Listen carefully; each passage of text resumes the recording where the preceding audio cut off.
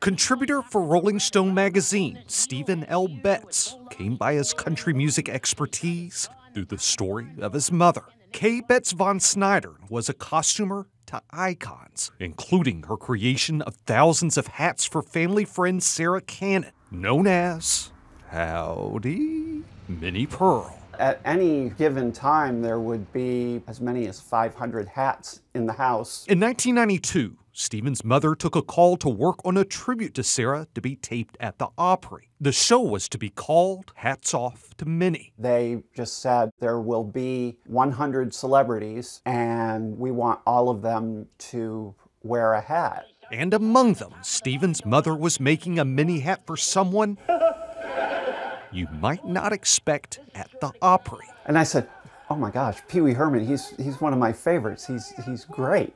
Roy Acuff is there. There's Roy Clark. Famed photographer Alan Messer was at the Opry that night, capturing moments with the stars, including Pee-wee Herman actor Paul Reubens. I was a huge Pee-wee Herman fan. I took a picture of him, and indeed, it's totally in character. It's not a picture of Paul Reubens at home being Paul.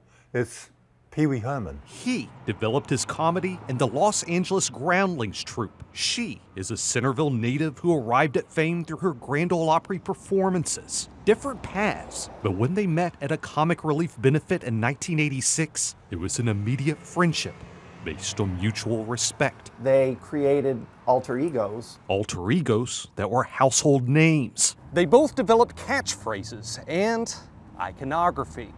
Her with the hat with the price tag hanging down, him with the gray suit and little red bow tie. And she said, oh, I just love him. He is so unique. I think creative people like to hang out with creative people sometimes. Paul said that he was meeting with a good friend of his in Nashville. Musician Warren Montgomery remembers a day many years ago when longtime friend Paul invited him to grab a bite at a Nashville Shoney's. Paul didn't tell Warren who else was going to be there. I was just staring. I was trying not to stare. She hugged me. I thought to myself, I'm hugging Minnie Pearl.